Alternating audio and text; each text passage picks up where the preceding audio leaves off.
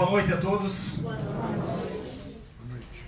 Que a paz do Mestre Jesus possa nos envolver a todos nós nessa noite, porque como ele mesmo disse há 2000 anos atrás, onde tivesse dois ou mais reunidos em seu nome, a sua presença se faria naturalmente.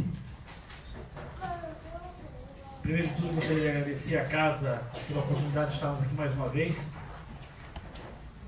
Agradecer a Deus pela oportunidade de nos permitir esse deslocamento. Eu que vim do Roçado, peguei duas colegas no nosso centro espírita para fazer junto conosco nessa noite. Estamos aqui com o maior carinho. Agradecer a Jesus, que tanto nos deixou, que tanto nos deixa através dos seus emissários, e que ainda tanto nos espera que abrimos a porta para recebê-los.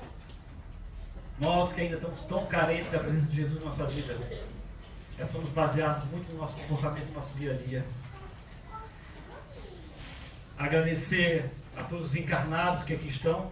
Muito obrigado por você estar aqui nessa noite. Que bom que vocês estão aqui. Que bom que vocês vieram buscar alguma coisa nessa casa na noite de hoje. Agradecer também a todos os desencarnados que estão conosco nessa noite, que viram esse ponto de luz e aqui estão. Mas tenho uma certeza, muitos do que aqui estão, foi todos nós que trouxemos conosco nessa noite. Porque eles andam também conosco, pelas nossas afinidades, pelas nossas atitudes, pelos nossos comportamentos. E também aos nossos amigos internautas que nos acompanham nessa noite também, meu abraço fraterno a todos eles. Eu participo do grupo que faz um trabalho no mês de setembro com relação à prevenção contra o suicídio, o Setembro Amarelo. E nessa noite, nessa casa, eu trouxe um tema que eu pensei muito de que forma eu ia abordar isso, para que não fosse simplesmente palavras, talvez palavras bonitas, eloquentes, que faz com que a gente encha. Ele fala bem, encheu o salão. Não. O meu objetivo nessa noite, meu Ricardo está lá, nessas 3 horas que ele me deu para falar com vocês, nossos amigos, vocês viram rir, é fazer com que a gente saia daqui, pelo menos nessa meia hora que estaremos juntos, com um olhar um pouquinho diferente daquilo que nós estamos praticando no nosso dia a dia, com relação a esse assunto. A importância da vida e a desilusão do suicídio.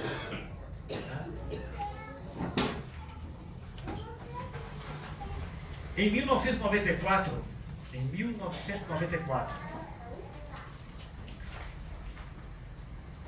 o americano Mike M., filho do casal Dali e Darlene M., se suicidara aos 17 anos de idade.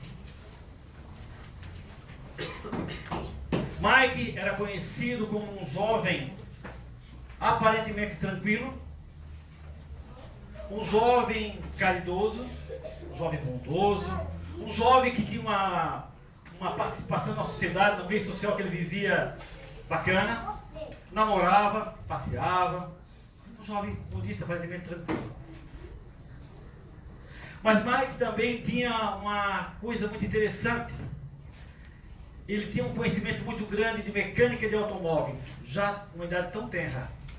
Como eu sempre digo, nada é por acaso na vida de ninguém. E Mike, então, recuperou no seu trabalho um Mustang 68. Conseguiu restaurar esse carro. Depois eu fui pesquisar o que era um Mustang 68, eu não tinha nem ideia. Eu conheço o Fusca. E pintou esse carro com a cor amarela. Nada é por acaso. Durante o seu funeral, uma cesta de cartões foi colocado junto ao corpo, ao caixão de Mike M. Cerca de mais ou menos, segundo nos relatam, em torno de 500 cartões. E nesses cartões tinha uma pequena fita amarela presa nele. Esses cartões foram feitos pelos amigos que não acreditavam naquela atitude extrema que aquele jovem tinha cometido. Um jovem tranquilo, sereno. E daqueles cartões tinha uma frase: se você precisa, peça ajuda. Se você precisa, peça ajuda. Em pouco tempo, aqueles cartões, as pessoas foram pegando aqueles cartões e foram levando consigo, e mais cartões com essas frases foram multiplicando-se nos Estados Unidos e levados a todas as partes dos Estados Unidos. Em pouco tempo, começou a pipocar do norte ao leste, do sul ao oeste, pessoas pedindo ajuda aos seus professores, a psicólogos, enfim. A OMS. A OMS é a Organização Mundial da Saúde, acompanhando os altos índices de suicídio no mundo, resolve decretar no dia 10 de setembro de 2003 o Dia Mundial de Prevenção do Suicídio. Foi agora há pouco a data, né? E o mês de setembro, então, sendo o mês considerado a trabalhar essas questões com relação à prevenção do suicídio. E adivinha qual foi a cor escolhida para essa campanha? O amarelo daquele carro que Mike Penn pintou. Daí, o setembro amarelo. Eu descobri isso no trabalho de pesquisa. Já falei sobre o setembro amarelo em outros anos, mas nunca tinha tentado saber por quê. Estou compartilhando com vocês. O Setembro Amarelo foi uma campanha que foi instituída no Brasil não faz muito tempo. Foi em 2015. E começou pelo CVV, o Centro de Valorização da Vida. O CVV, ele não foi fundado em 2015. O CVV foi fundado em 1962. Portanto, muitos do que aqui estão, encarnados, é claro, não tinham nascido ainda. Né?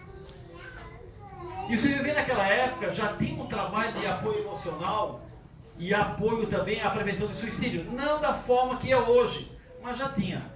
Só que em setembro de 2015, o CVV começa a atuar muito fortemente na região sul, né?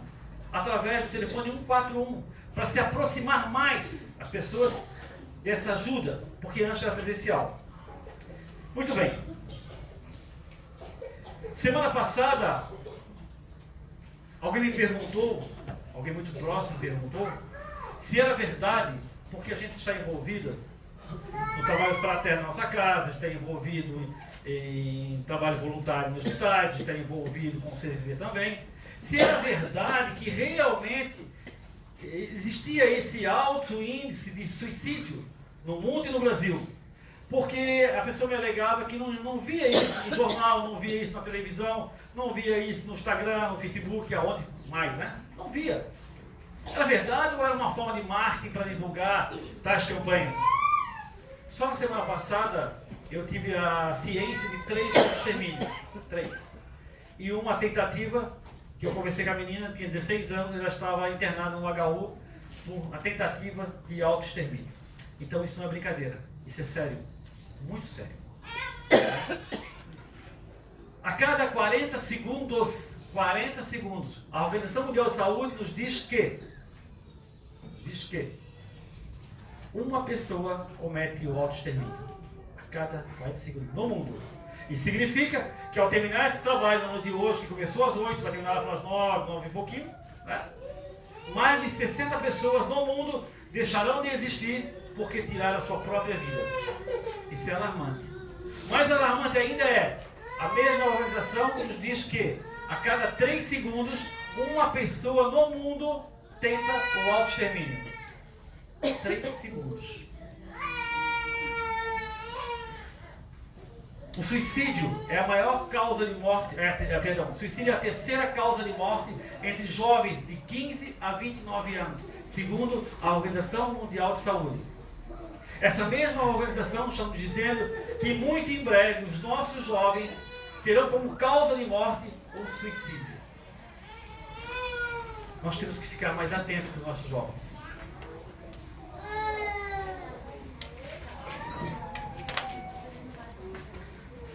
As principais causas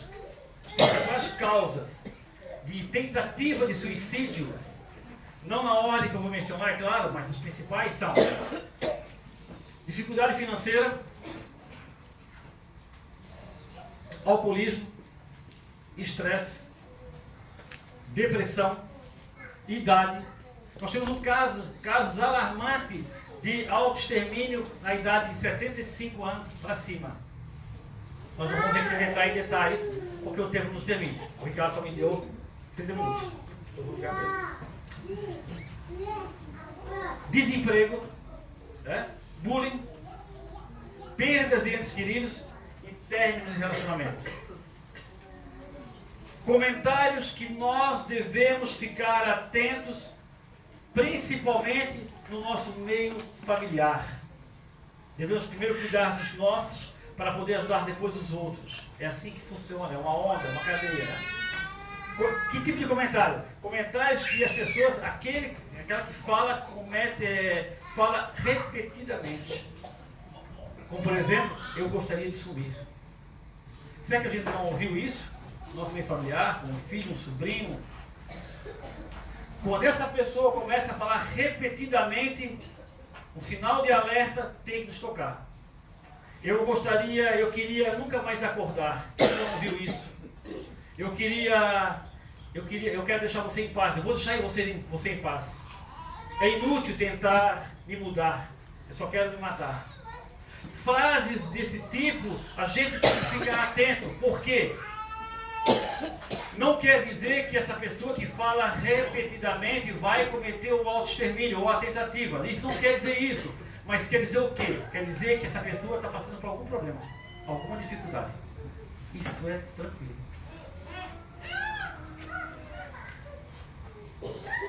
Eu trouxe hoje duas convidadas minhas, né, que vieram me acompanhar hoje para ser testemunha. Para dizer que estou falando mentira. Né? Como ceareiro, eu e essas duas criaturas que estão comigo hoje, né, como ceareiro do Centro Espírita Luz e Caridade, ali da Trindade, nós fazemos parte da equipe fraterna daquela casa. E trabalhamos no atendimento fraterno há praticamente há 5 anos.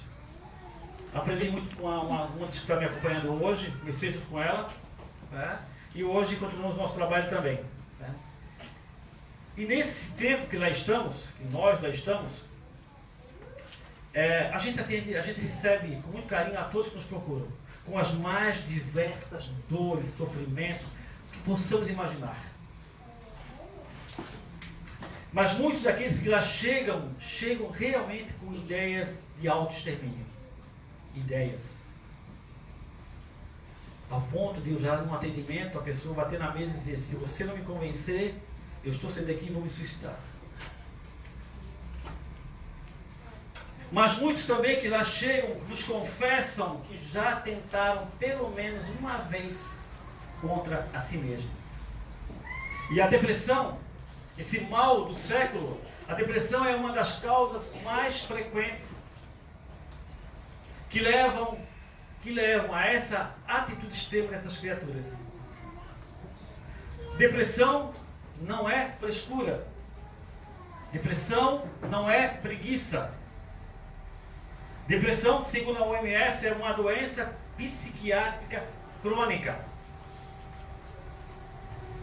que é caracterizada por uma alteração do humor do indivíduo, deixando-o triste além do normal. Porque nós podemos ficar tristes, mas não demasiadamente tempo prolongado.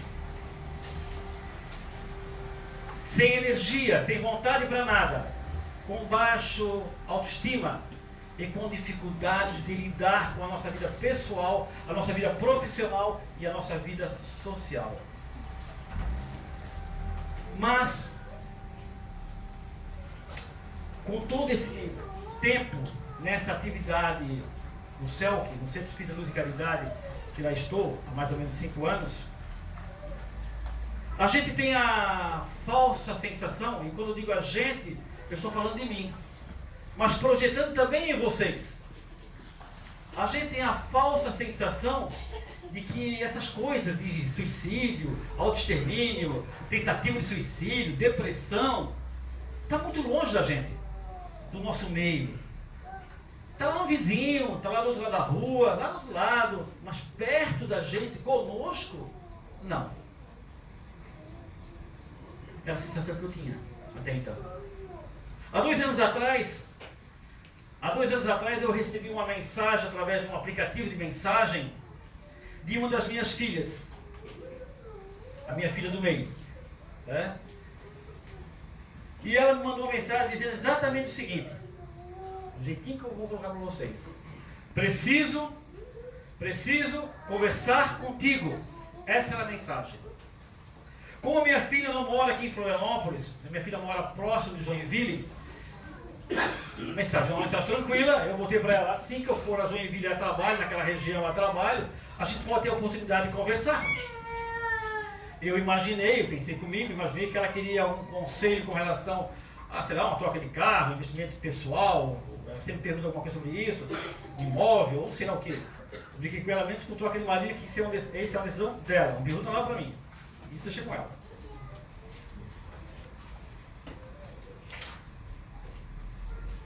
Por uma questão que eu não coloco nenhuma dúvida nisso,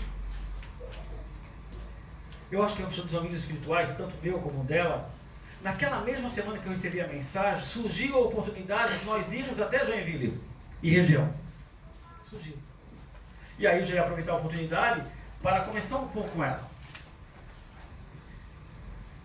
Ao chegar no seu ambiente de trabalho, na sua sala, ela pediu que a sua secretária deixássemos nós a sós, que ela queria conversar comigo, em particular.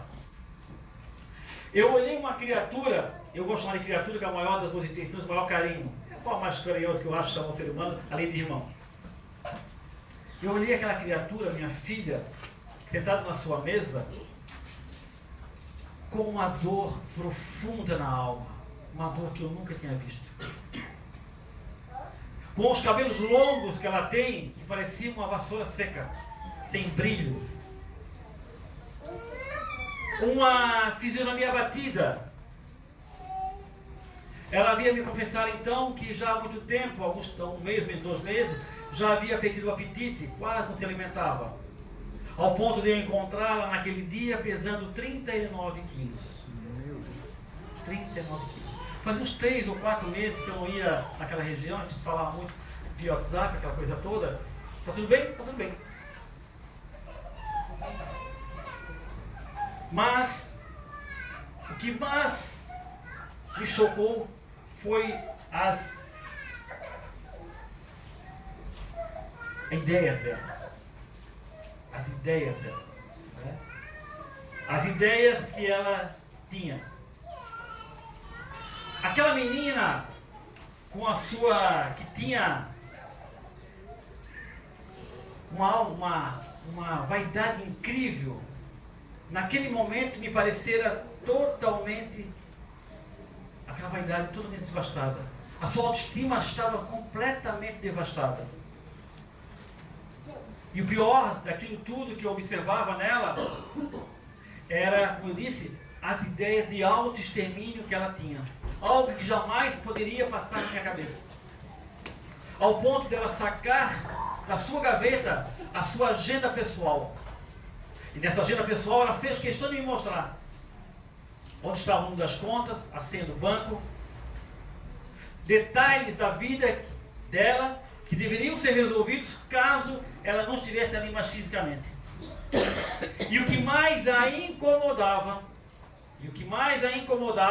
era o olhar das pessoas. Principalmente das pessoas mais próximas dela. Por isso é o nosso cuidado com o nosso olhar. Que não conseguiam enxergar a sua dor. A dor na sua alma. Não conseguiu enxergar o seu pedido de ajuda, mesmo em silêncio. Não conseguiu compreender os sinais que ela estava dando já há muito tempo. Nada diferente da gente.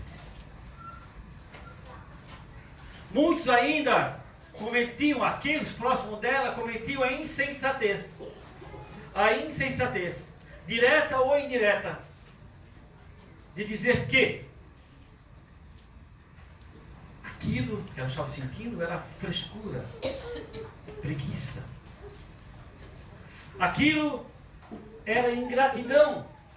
Por que ingratidão? Porque ela tinha um emprego, ela tinha casa, ela tinha carro, ela tinha uma família, tinha marido, tinha filhos, tinha uma posição social na empresa, né? Destaque, seu emprego, posição. E isso então, o estado que ela estava, aumentava mais ainda o sentimento de culpa dela, diante daquilo ali, que ela não conseguia sair daquele ciclo. Ainda diziam que era falta de Deus no coração. Quantas vezes alguém aqui nesse ambiente falou isso? Não, isso é falta de Deus no coração. Semana passada no HU, eu estava no HU, sou voluntário no HU, toda quinta-feira, do grupo espírita. E um colega espírita, comentando com ele o caso da menina de suicídio, que eu comentei no início, ele se deve ser falta de Deus no coração. Ai, eu não pedi a tampa, né? Você acha, eu perguntei para ele, você acha que é falta de Deus no coração? Ah, eu acho que é falta de Deus no coração. Ah, a juventude também é perdida. Isso é.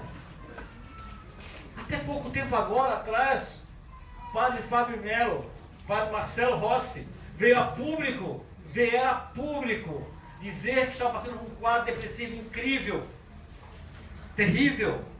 Aquelas criaturas, falta Deus no coração deles, fora os outros religiosos. Nós temos que mudar o nosso olhar. Temos que abraçar, temos que acolher e não julgar.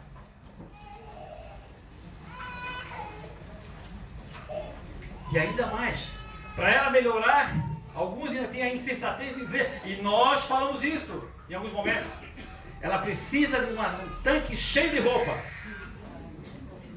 uma pia cheia de louça, uma vassoura. Nós escutamos isso, eu já escutei isso. Falta caridade com o próximo, falta conhecimento, falta esclarecimento. Nesse momento então, dessa conversa que nós estamos, minha filha desabou num choro compulsivo, dizendo que não aguentava mais aquela vida, aquela pressão que ela estava vivenciando, que a vida dela havia perdido todo o sentido. Uma jovem de 28 anos.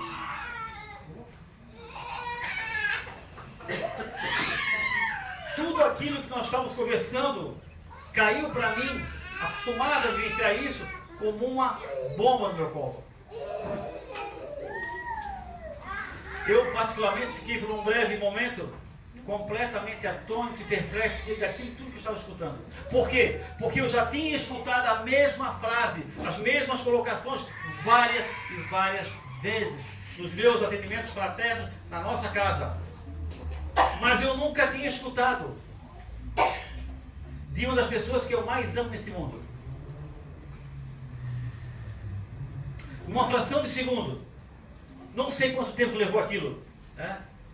Eu fui tomado por algumas indagações que talvez aqueles que passem por esse momento, ou aqueles que perderam um ente querido, dessa forma se perguntam: como é que eu não enxerguei isso antes? Como é que eu não percebi isso antes? Tudo isso estava acontecendo. E pior ainda, o que eu posso então eu fazer para que eu possa evitar que isso aconteça, se é que eu posso? Naquele instante, naquela sala, uma conversa de pai e filha, por um breve momento, nós ficamos em silêncio. Talvez para digerir tudo aquilo que estava acontecendo. Abracei a minha filha como eu nunca tinha feito antes.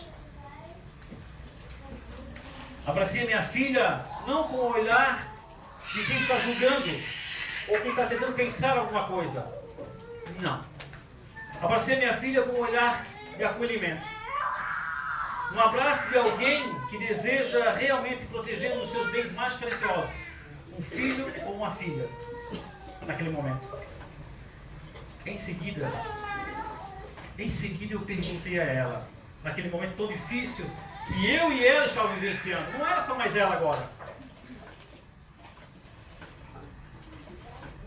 Em qual gaveta? Perguntei a ela. Em qual caixa? Em qual armário você guardou todos aqueles itens que você considerava importantes na sua vida? Família, casamento, trabalho, os amigos, a sua filha, minha neta, que tem 3 anos, que é uma filha tão desejada. Onde você guardou? E o mais importante de tudo, que eu perguntei para ela, onde ela tinha guardado a sua própria vida e os seus sonhos. Qual a gaveta que ela guardou isso?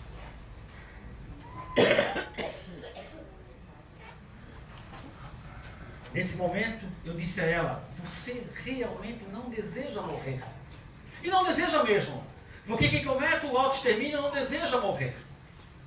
Ele deseja, sim, eliminar aquela dor que nós não temos ideia, e só que vivencia na sua alma.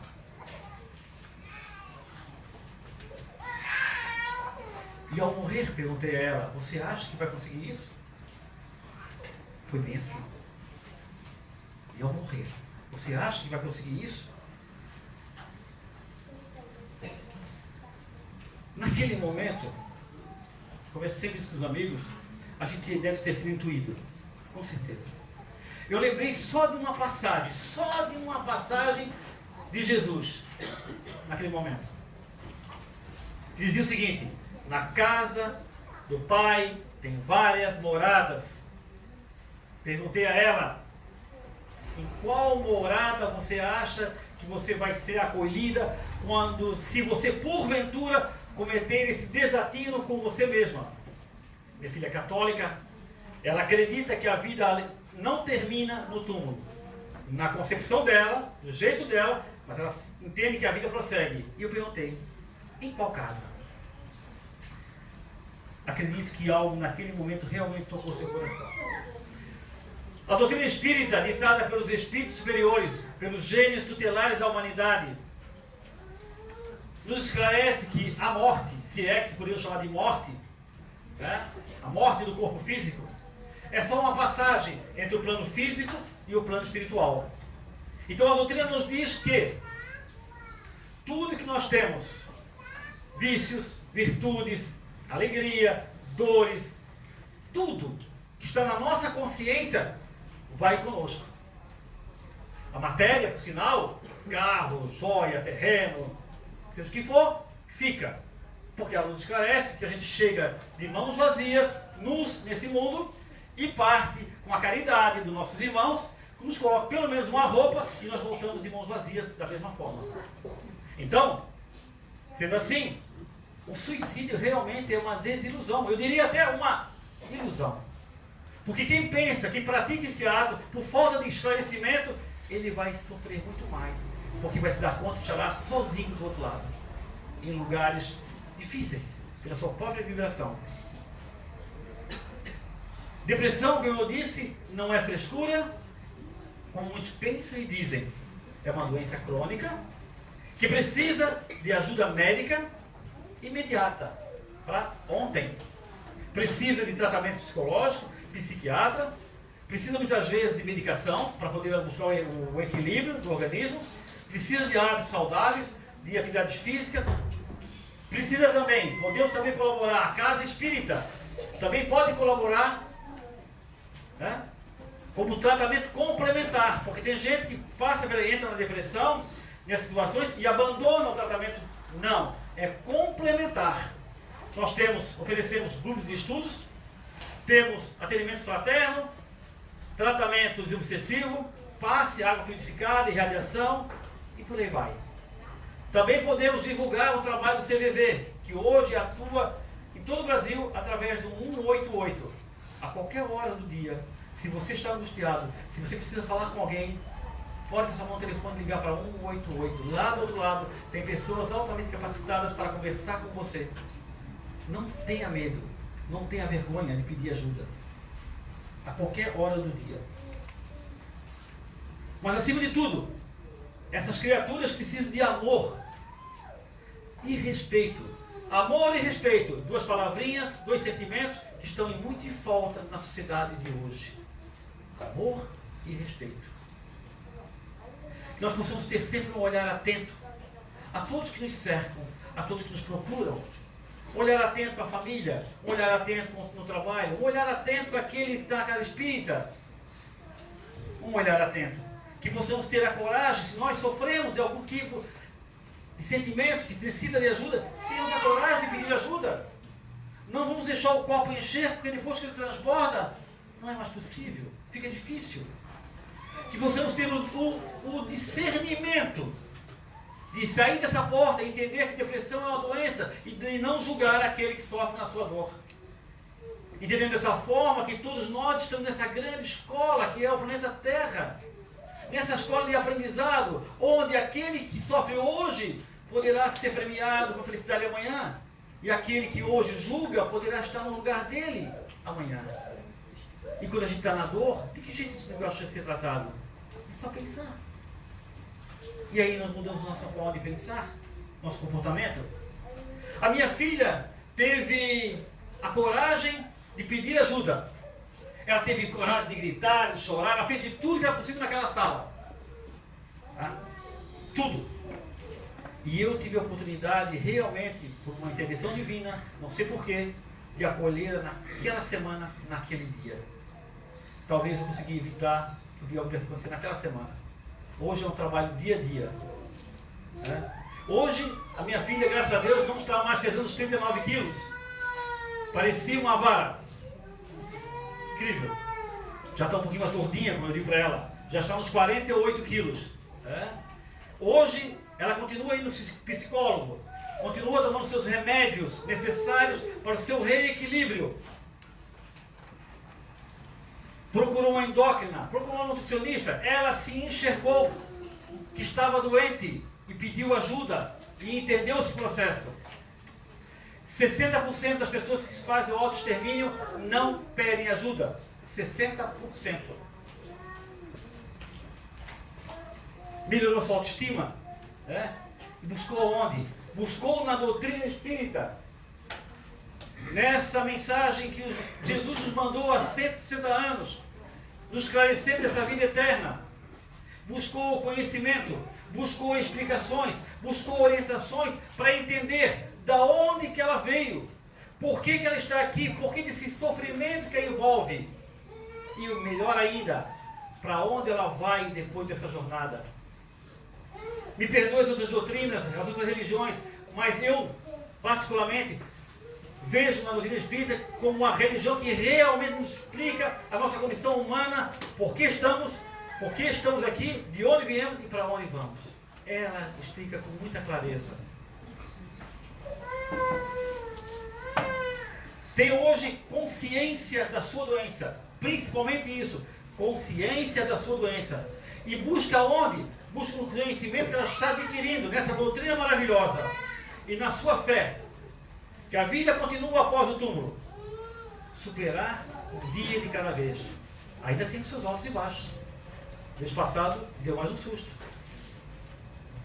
Mas estamos junto com ela. Acompanhando dia a dia ela, mesmo à distância agora.